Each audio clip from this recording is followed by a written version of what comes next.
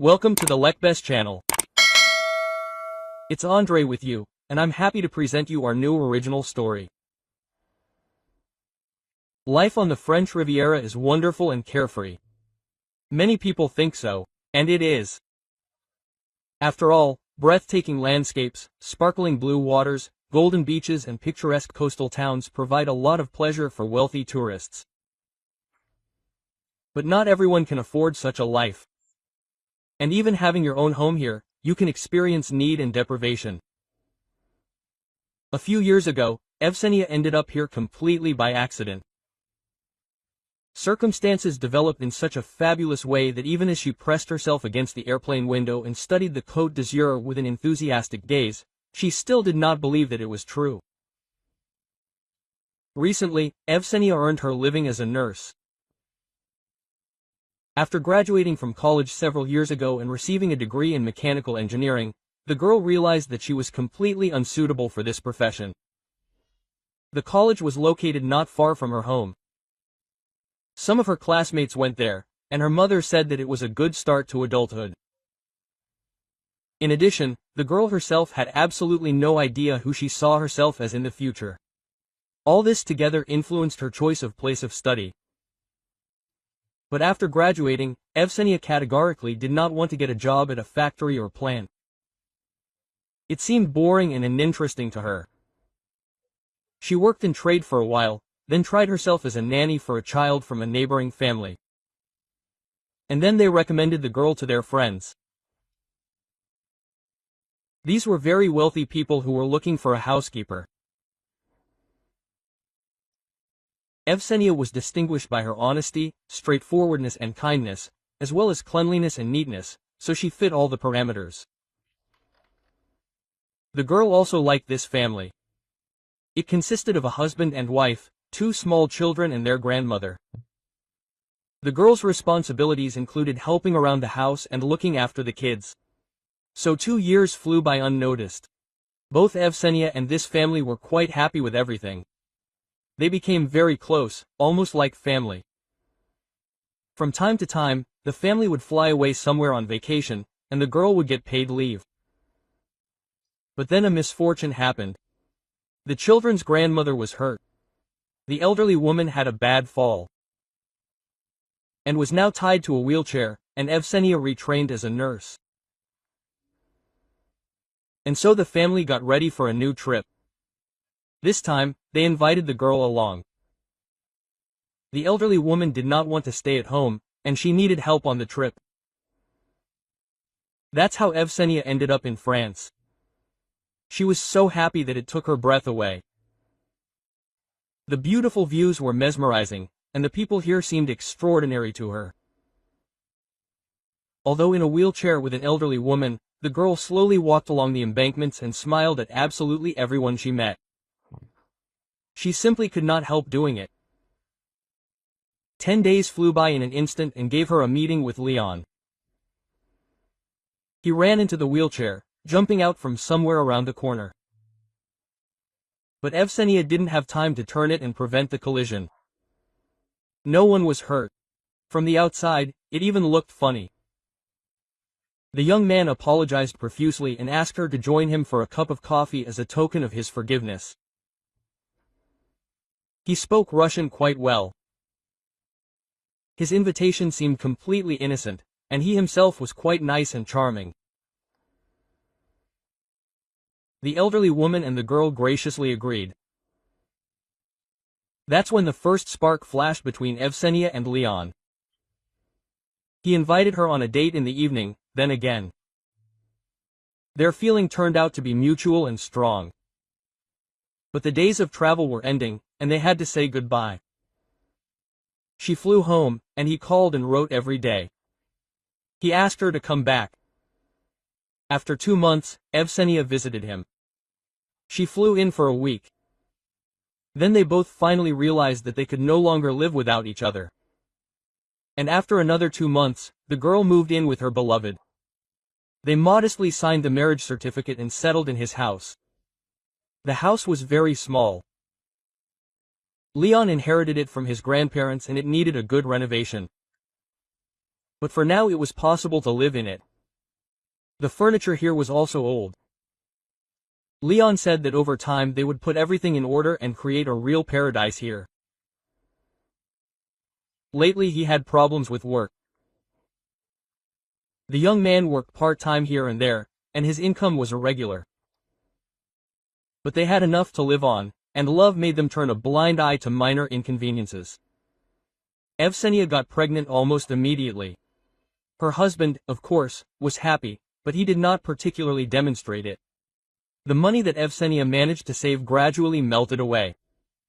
Before that, she had a very good and stable salary. On the advice of her mother, the girl put aside a certain part and managed to save a tidy sum. Her clothes and manners betrayed a woman with a good income. She was used to allowing herself a lot. But now, left without a job, the girl learned to deny herself. Her savings were evaporating, and ahead lay the large expenses associated with the birth of a child. Evsenia did not really understand what exactly her husband earned. Of course, he told her about his job, but it was constantly changing. And he did not always speak clearly. The girl did not think about it then. She focused on the language in order to quickly learn to speak the local dialect fluently. She succeeded. Even at school, the foreign language teacher noted that Evsenia had good abilities in languages. By the time the child was born, Leon had a permanent job. That's what he said. At least he began to bring in more money. True, now he disappeared there almost all the time. Evsenia bought a stroller and a crib herself.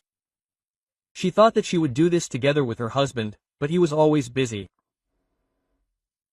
In due course, a beautiful girl was born. Mom named her Rosalia. Now Evsenia was absorbed in the child. He demanded her constant attention and presence. Little by little, the young woman began to notice that Leon was not very eager to return home and to the child, and did not experience any particularly warm feelings. Their daughter was about a year old when he hinted to his wife that it was time for her to start working and help support the family. All this together put moral pressure on the woman. She tried to have a heart-to-heart talk with her husband, to find out the reason for his attitude, but he skillfully changed the topic of conversation, and each time Evsenia felt dissatisfied and upset. In addition, he brought home less and less money, but still disappeared at work. She understood that something was wrong in her life. She did not see the future like this. When Rosalie turned 2, Leon told his wife that he was leaving for a long time, allegedly having signed a lucrative contract. "This is a good job, I can't refuse it," the man said. "But you will have to survive on your own. I will receive the money I earned only when the contract expires." And he left. Evsenia didn't know what to think. Her husband hadn't explained anything to her, no matter how hard she tried. That's when the woman began to doubt the honesty of his earnings. But there was nothing to be done. She had to survive somehow. The young woman started looking for a job. She quickly found one. It was selling wine, which was produced in large quantities by local winemakers. She immediately warned that she would only work a few hours a day. This money was supposed to be enough for her to live. Evsenia had to offer tourists to try any of the wine varieties, and there were quite a few of them here. The good thing was that she could take her little daughter with her. The child didn't cause any trouble, and the tourists were touched by the girl and started talking to her. This contributed to excellent sales, and the employer praised the woman.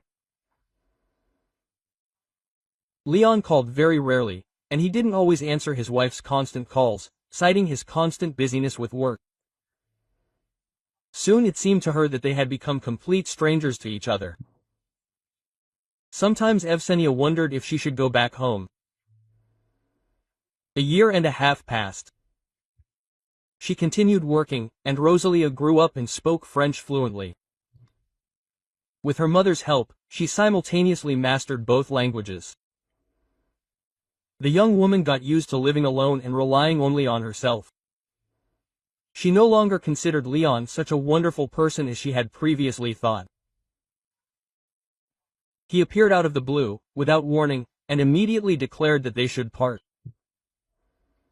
"You see for yourself, we have become strangers. It would be best for us to separate." She hardly cried when he described the situation to her with complete indifference.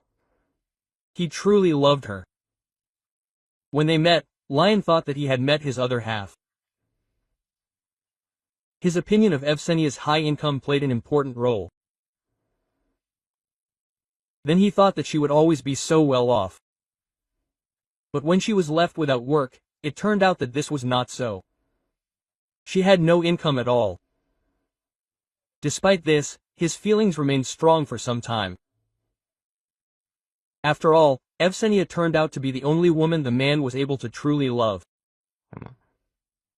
But no matter how strong his feelings were, they melted away with time.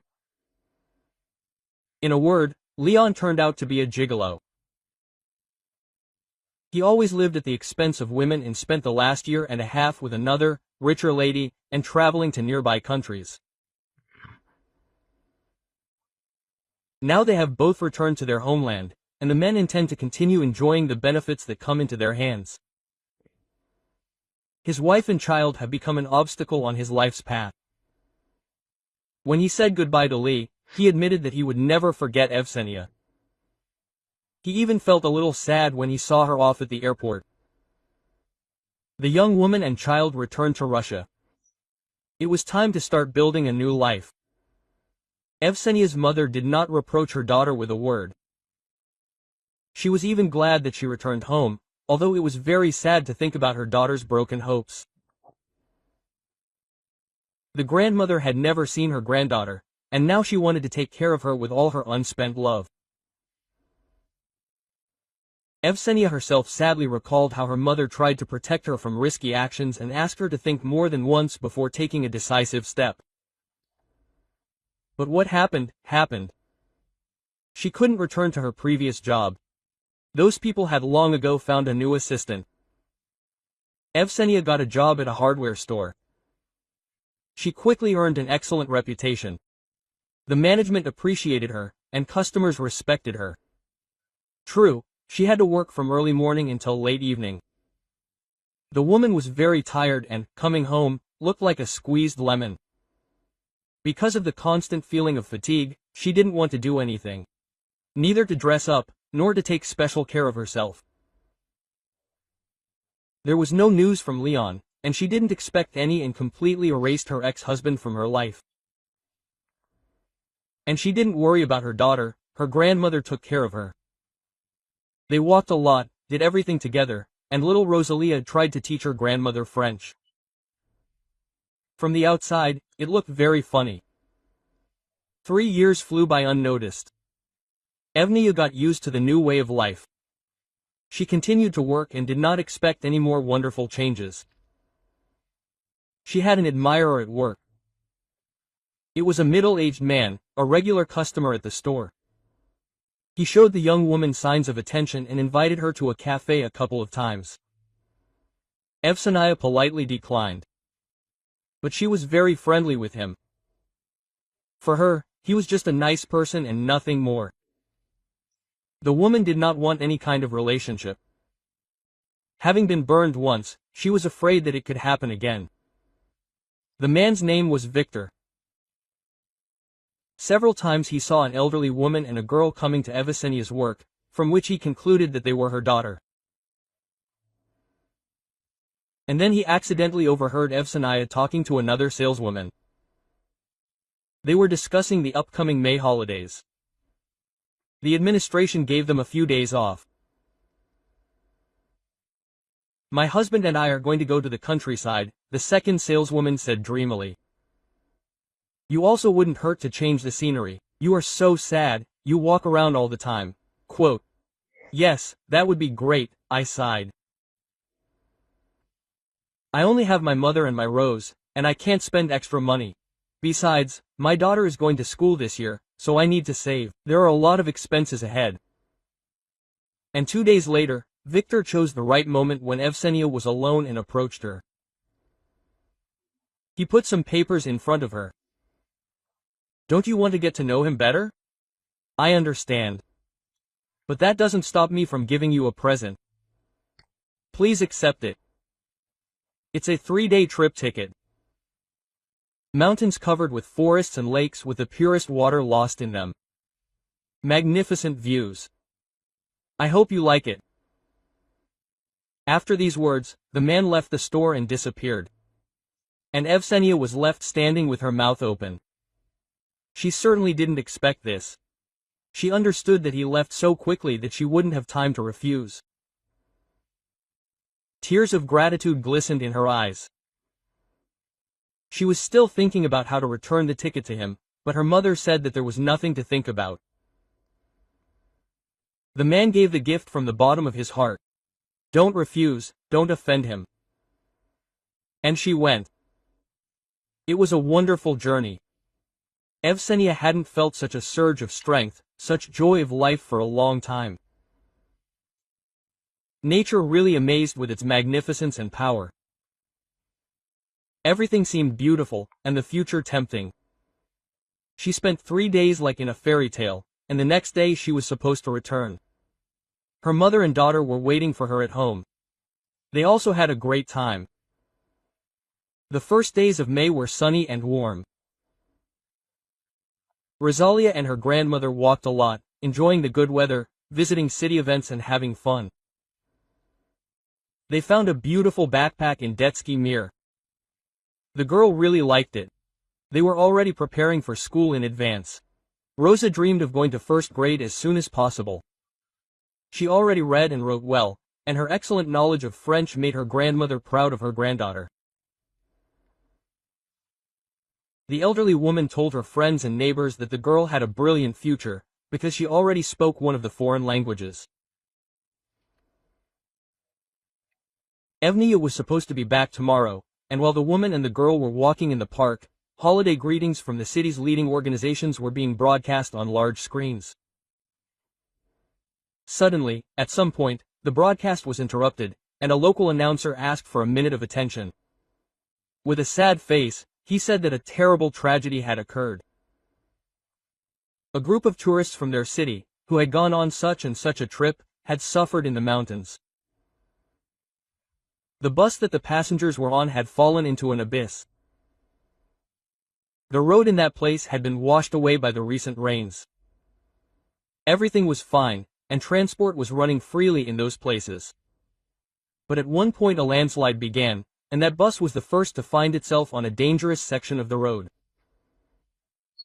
Rescue services were called, but no one could be saved. The accident was terrible. After the fall, the bus caught fire. Everything happened in a matter of minutes. This was exactly the route that Evsenia had taken. Rosa saw how pale her grandmother had become. In one moment, she aged 20 years. The girl did not yet understand what had happened. For her, the news of the tragedy meant nothing, and she did not connect it with her mother. She did not yet know that in one moment she had become an orphan.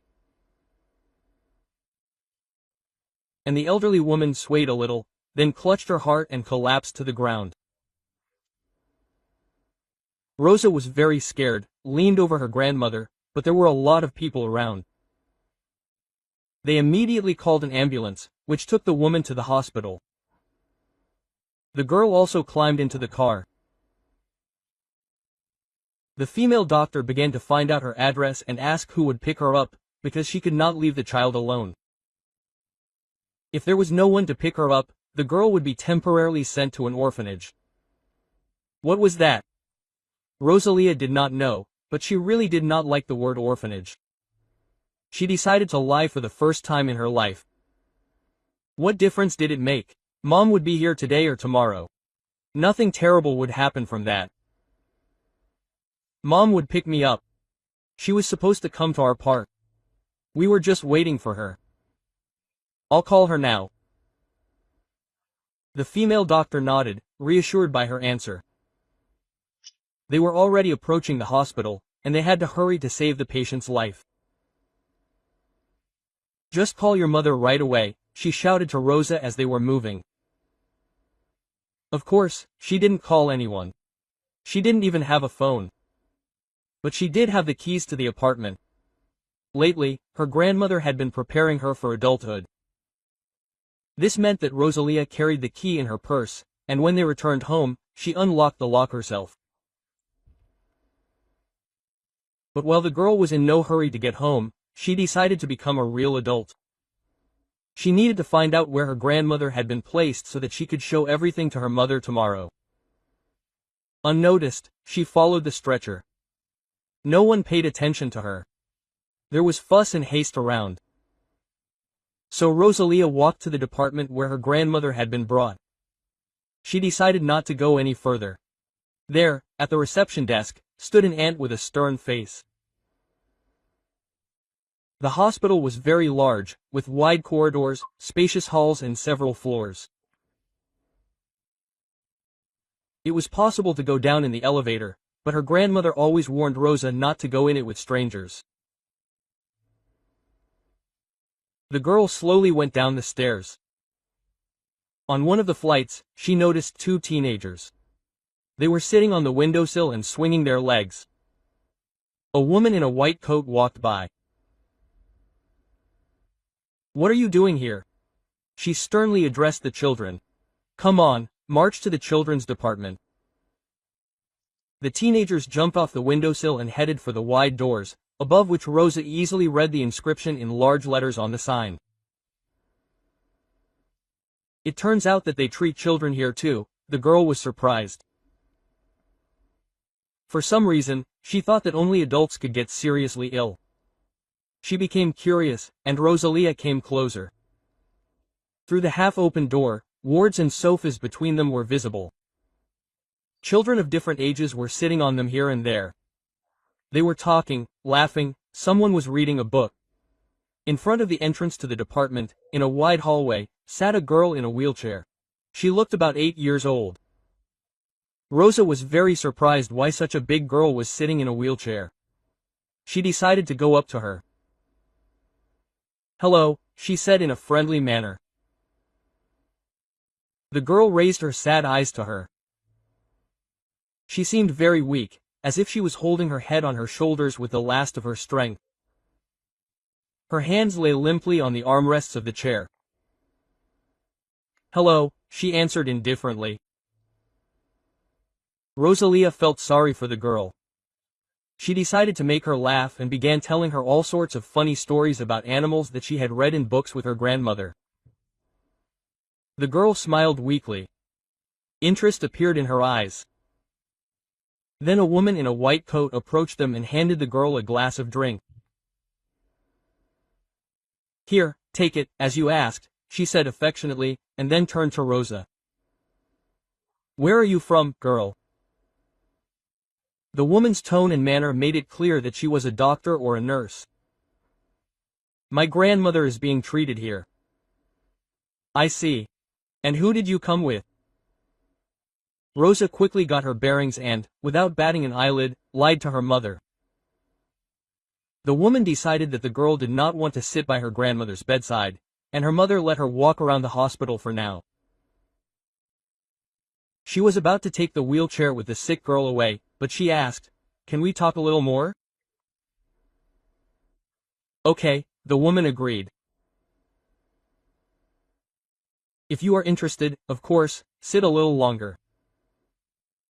She carefully adjusted the girl's hair and said, turning to Rosalie, "Soon Evsenia will be cured. She will stand on her legs and will be as lively as you."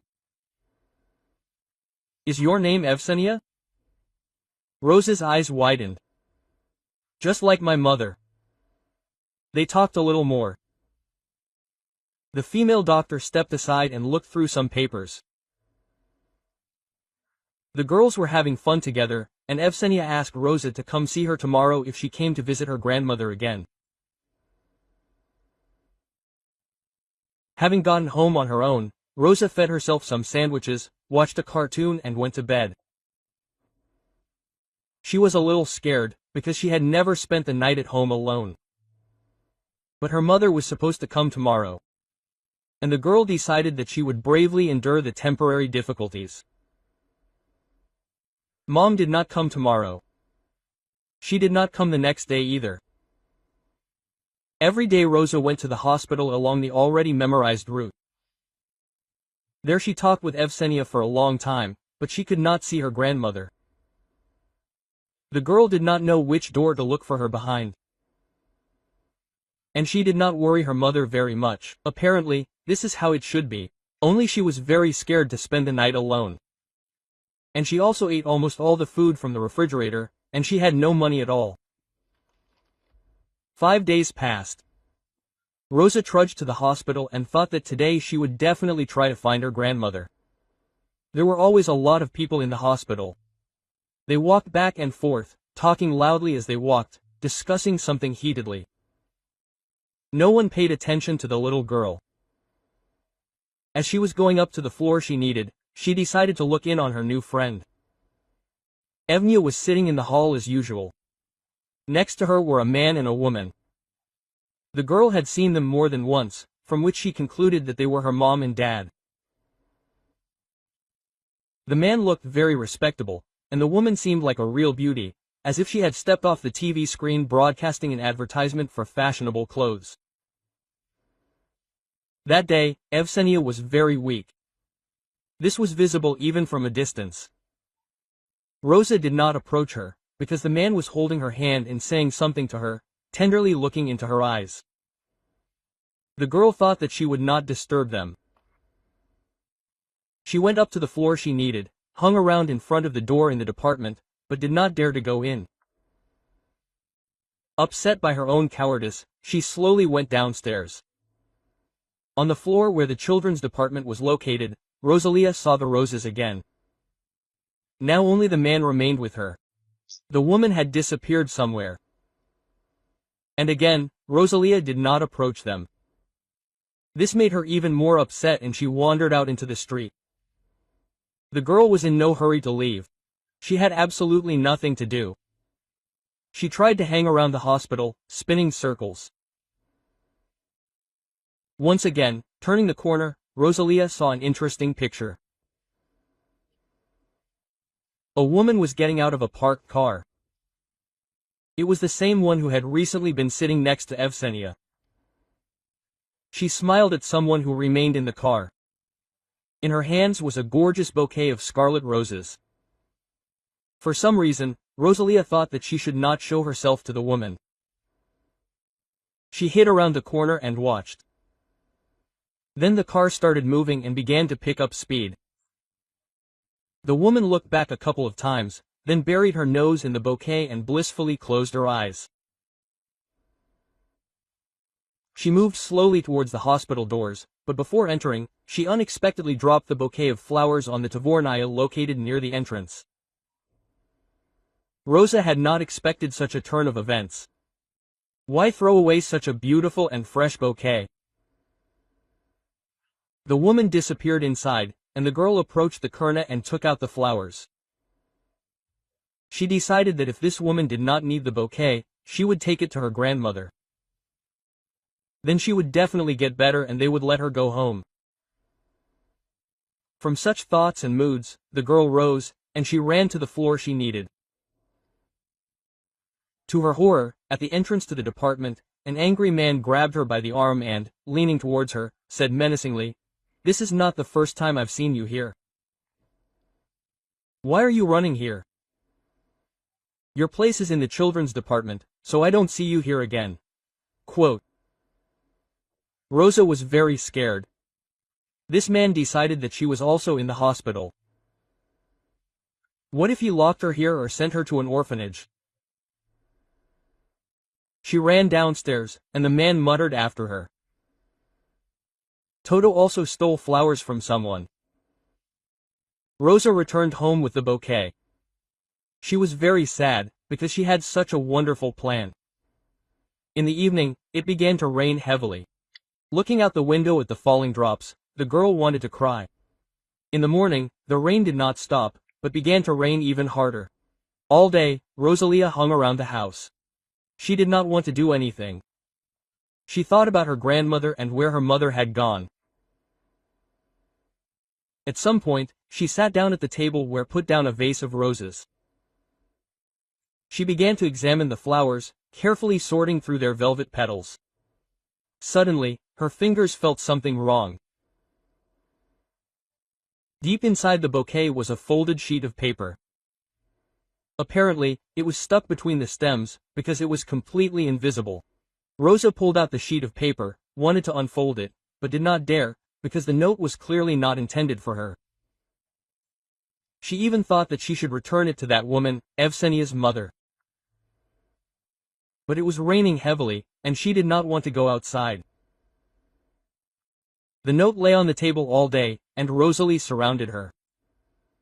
For some reason, she felt uneasy. Her thoughts returned to her new friend and her parents. It was slowly getting dark outside. The rain was also slowly ending.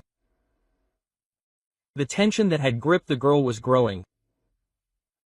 Rosa thought that the woman had not noticed the note and therefore had not read it.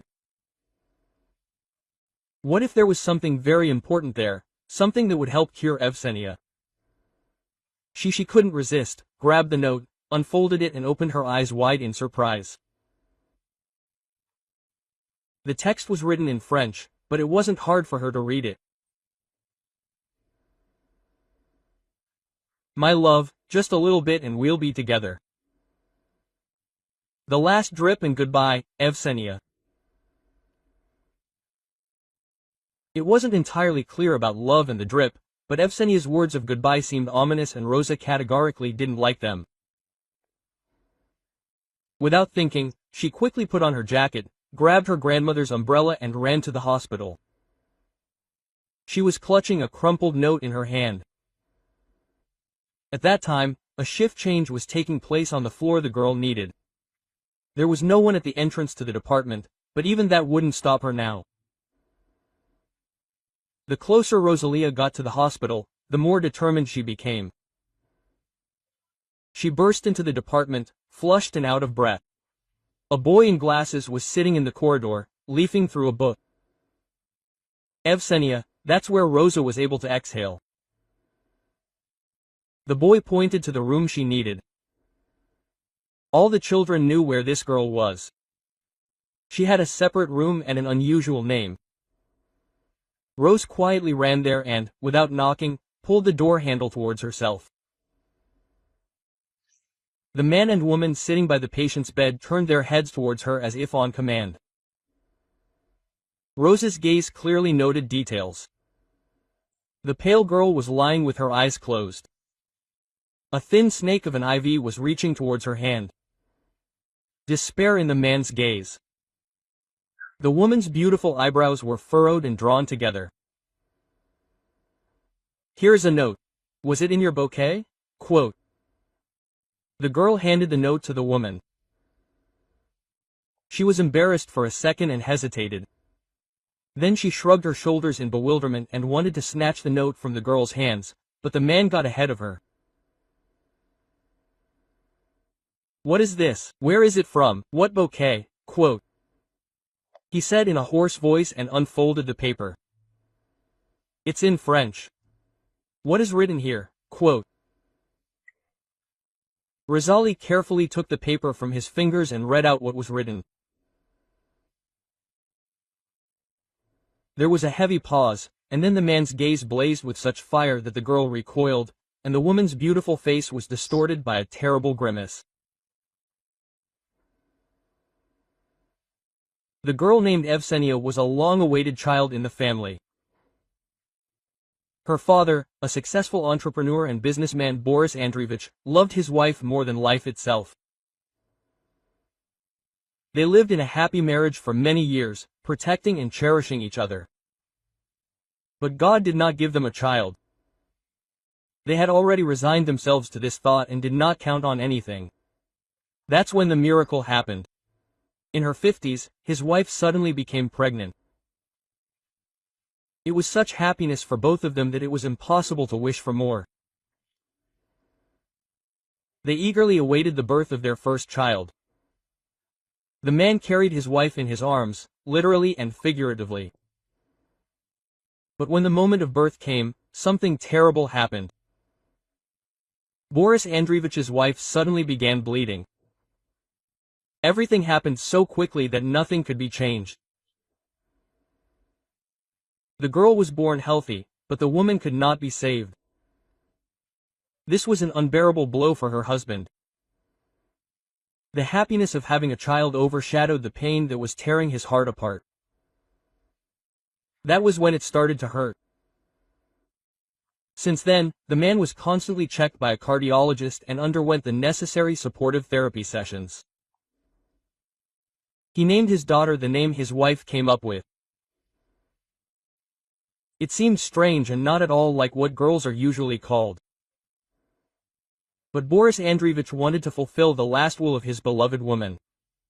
It took him a long time to get used to the fact that his daughter now took his wife's place in his heart.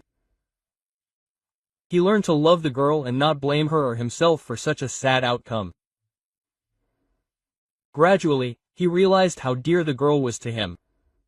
Evgenia was growing up and making her father happy. She was a smart and developed child, cheerful and happy. A couple of years ago, the man decided to get married. His daughter needed female attention. Not the kind that nannies and caregivers gave her, but the love of a close woman, maybe not her mother, but someone close to her. His chosen one was Lana, a beauty and a model. One day, the man met her at a fashion show, where he was present as one of the sponsors of the event. After the demonstration of clothes made by a private local sewing factory, Boris Andreevich went outside to wait for his driver. It was late evening. He had just called the driver, but he did not want to stay indoors. Some of the people participating in the event were unpleasant to him, and the man tactfully avoided communicating with them. There was a woman standing nearby. Boris Andreevich noted that she was one of the models who demonstrated the clothes. He grinned. Everyone else was now celebrating the end of a successful show aimed at attracting foreign companies. Very important people were present at this event, connections with whom promised to provide a higher status for the modeling agency. This project was important for his friend Boris Andreevich, so he allocated a certain amount and showed up himself to support his comrade. As usually happens at such events, there were also people who skillfully played at being genuinely interested and wanted to make a killing from a profitable deal. Boris Andreevich did not like such people. He knew that they would fawn over you, look you in the eye and shower you with enthusiastic compliments, hoping to get to know him better. The man sympathized with his friend, who would have to endure the onslaught of such individuals. But he could no longer help here. This was not his project, and he had already provided his help. The woman, who did not want to take part in this get-together, involuntarily earned Boris Andreevich's respect. Apparently, she was trying to call a taxi. What was going on? There were no free cars at all, she asked sadly into the phone. Boris Andreevich's driver drove up quickly, and he, out of politeness, offered to give the woman a ride. On the way, they started talking. He praised her work. She looked great on the catwalk. The woman modestly thanked him and admitted that it only seemed simple and easy from the outside, but in reality it was hard work. Her face was stern, and her voice was so tired that he decided to invite her to a cafe for a cup of coffee. Her words aroused sympathy and slight interest in the man. After all, no one really knows how hard another person's work is. She agreed after a short thought. They spent more time in the cafe than Boris Andreevich had expected. Their conversation dragged on. It turned out to be unexpectedly pleasant for both. The woman told how difficult it is sometimes to maintain good relationships with colleagues and partners. There are different types among them, and not all use honest methods in their work. It was no news to Boris Andreevich that there are wolf laws behind the scenes of the modeling agency. But some things that his interlocutor told him unpleasantly shocked him. That is how their relationship began. And a year later, Boris Andreevich proposed to Lana. She accepted it, modestly lowering her eyes, and said that she would do everything to make him happy. She seemed like a great stepmother, attentive, caring and sympathetic, and she was tender and warm-hearted to her husband. Hearing what the girl read, the man stared at the note, and his jaw muscles began to twitch, and his fingers clenched into a fist. Not yet knowing the details, he already guessed that they wanted to deceive him. A minute later, he pulled himself together and, in a different tone, politely asked Rosa, "Tell me about the bouquet." Of course, the naive girl told everything she saw. How the woman got out of the car, took the bouquet, and then threw it away. She honestly said that she wanted to give the bouquet to her grandmother, because it was very beautiful and it was a shame to throw away such flowers. The man nodded his head and listened to the rose very attentively. And then everything began to happen quickly and completely incomprehensibly for Rosalia. The doctors appeared. Evsenia was taken away somewhere, and Boris Andreevich began to find out from Rosa where her parents were. She told him everything here too. The man did not let her go anymore. Together they went to the hospital where Evsenia was taken. Then they went back and went up to the department where her grandmother was. For the first time, the girl entered her ward and saw what a deplorable state she was in. She could neither speak nor move, but her life was not in danger. This was the only thing that Rosa understood from the words of the doctor whom Boris Andreevich called. The grandmother was taken to the same hospital where Evsenia was already. Everything was different there and Rosa liked it better. The hospital was small, the wards were spacious and bright, with furniture and equipment, and all the people in medical clothes were polite and smiling. The man took Rosa to his home. She had never been in such a large house. It had many unusual things and was very beautiful, like a museum where she and her grandmother had recently gone. There were also other people who cooked and served her food, and cleaned up after her. And a nice woman with a strange name, the housekeeper, kept asking the girl if she needed anything. It was like a fairy tale. Rosalia felt like a real princess in a huge castle. Strangely, there were no more beautiful women around them. How could the child know that Lana was already under investigation? Her marriage was built on pure calculation, and in the near future the woman planned to become the sole heir to her husband's fortune.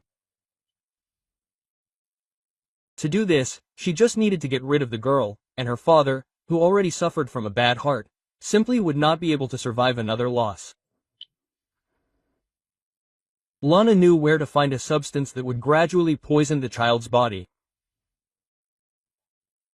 Her lover, whom she met while touring with her modeling agency, helped her with this. They traveled a lot and showed off their outfits in many places. On one of these trips, the clan met him, handsome, charismatic, ambitious and completely poor. But the latter did not prevent the woman from falling madly in love with the handsome man. Lana was no longer as charming as she had been at 20, when there was no end to her admirers. Now her beauty was beginning to be seen, the ardent feelings of the young man sweetly warmed her heart. She continued to meet him, visiting him herself from time to time. And then such a lucky match turned up, a chance acquaintance with a rich man, his interest in her and marriage looming on the horizon. She made every effort to captivate him. On that memorable day, Lana noticed him at a fashion show and could not take her eyes off him, secretly watching him. She saw when the man came up to say goodbye to his friend. How politely but firmly he refused the annoying offers to stay. As he headed for the exit, she quietly slipped through the back door and stood so that he could see her. Then she played her part perfectly, feigning disappointment at the impossibility of ordering a taxi. Lana's marriage had no effect on her relationship with her lover. The young man did not suffer from such nonsense as jealousy or possessiveness.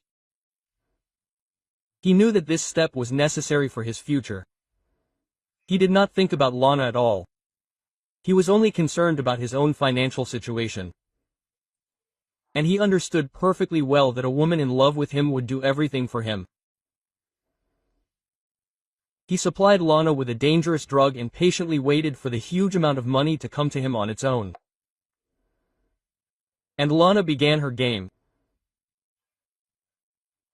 At first, she gradually added the substance to the girl's food at home, and when she became very ill and was hospitalized, she promised a lot of money to the doctor treating her. The case was successfully moving towards the denouement, and this weakened the woman's attention. She yearned for her beloved and decided that now nothing threatened their relationship. The husband is focused only on the child and does not notice anything else. She sent her lover a sum of money that he could use to buy a plane ticket and stay at a hotel. He did so. They met secretly in his room several times. And on this day, he drove up to the hospital in a taxi to congratulate Lana on the successful completion of their scam, and in honor of this, he gave the woman flowers. It was a chic gesture on his part, and she was very sorry to get rid of the bouquet, but she was afraid to take unnecessary risks. Naturally, her husband would notice the flowers and ask where they came from. The woman had no idea about the note inside the bouquet. Now, instead of receiving an inheritance of a happy life with her lover, a completely different fate awaited Lana. Boris Andreevich's anger was terrible. All the guilty must be punished. The investigation ended quickly. The corrupt doctor and the clan's lover had already been taken into custody. Evsenia and her grandmother were gradually recovering. True, the girl was much faster. Boris Andreevich and Rosalia visited them every day. When the grandmother could speak, she shared the bitter news with the man, which the granddaughter had no idea about. How can I tell Rosa that she is now an orphan? Tears glistened in the woman's eyes. She lay unconscious and did not know that the first news she received was wrong. Many of the people injured in the bus crash were saved, including Evsenia. When she fell, she rolled far from the bus and hit her head hard, which led to temporary memory loss. All her documents were damaged in the fire, and doctors could not establish her identity.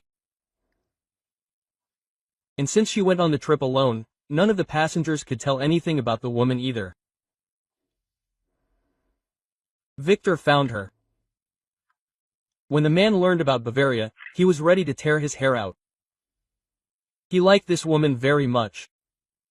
He understood that life had treated her harshly, and he wanted to somehow decorate her. Well, he didn't want to force his company on her, so he came up with the idea of giving her a trip. Victor rushed to the scene of the tragedy, found out where the victims had been sent, and found Evsenia in the hospital. How happy he was when he learned that she was alive. The man had been there all the time, taking care of the woman, waiting for her memory to return. He also informed Evsenia's place of work of all the news about her, so that they wouldn't worry there either and would pass her on to her family.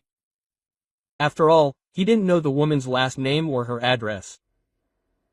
The grandmother didn't come to her senses for a long time and didn't know that everything had worked out. Boris Andreevich quickly made inquiries and told her the good news. She cried and lamented for so long, and then began to recover at a double speed. By this time, Victor had brought Evsenia home. The doctors had discharged her, recommending care and attention, as well as observation by a local doctor. Boris Andreevich had also agreed on all of this. He also placed the woman in his house, where she was provided with constant attention. In addition, Rosa was now next to her. Only Evsenia recognized her, but this was already progress. Victor inquired about her health every day. One day he came to visit Evsenia. The man really wanted to see her. She was sitting in the yard and swinging on a swing. Victor knew that she would not recognize him, and their conversation, as usual, would be on abstract topics. He said hello and sat down next to her. Evgenia looked at him and suddenly said, "I thought that you can die and never know that something new and beautiful was knocking on your door. So why deny yourself this?" Quote. He looked at her in disbelief, and she continued, "Today I remembered everything. Does this mean that we can start building our new relationship?" Quote. Victor asked cautiously. "Yes, that's right." And she boldly looked into his eyes. Soon the girl Evsenia was discharged home, and then her grandmother. Rosa and her mother moved home, although Boris Andreevich insisted that they did not bother him at all. "Thank you very much. But now there is someone to take care of them," said Victor, and the men shook hands firmly. "Just don't think that you will get rid of me so easily," laughed Boris Andreevich, and then became serious. "Rosa saved my daughter's life. I will be indebted to her for the rest of my days." Everyone came to the court together, Boris Andreevich with his daughter, Evsenia, Rosa, Victor and the grandmother. The procedure promised to be unpleasant. They were all tense and collected. When Lana was brought into the courtroom, she did not dare to look up at Boris Andreevich, knowing that he was ready to destroy her. Evsenia looked at this woman carefully. She tried to understand who one must be to decide to deliberately destroy a child. She did not have the slightest feeling of pity for this woman, and her future fate evoked only indifference. Then they brought in the other convicts, the doctor, the man who sold the poison to Lana's lover. He was the last one to enter.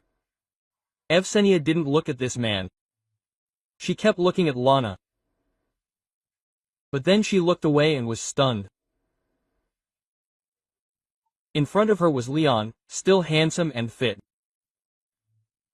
Only now his charm had disappeared somewhere. His shoulders were pitifully slumped, and his gaze showed animal fear.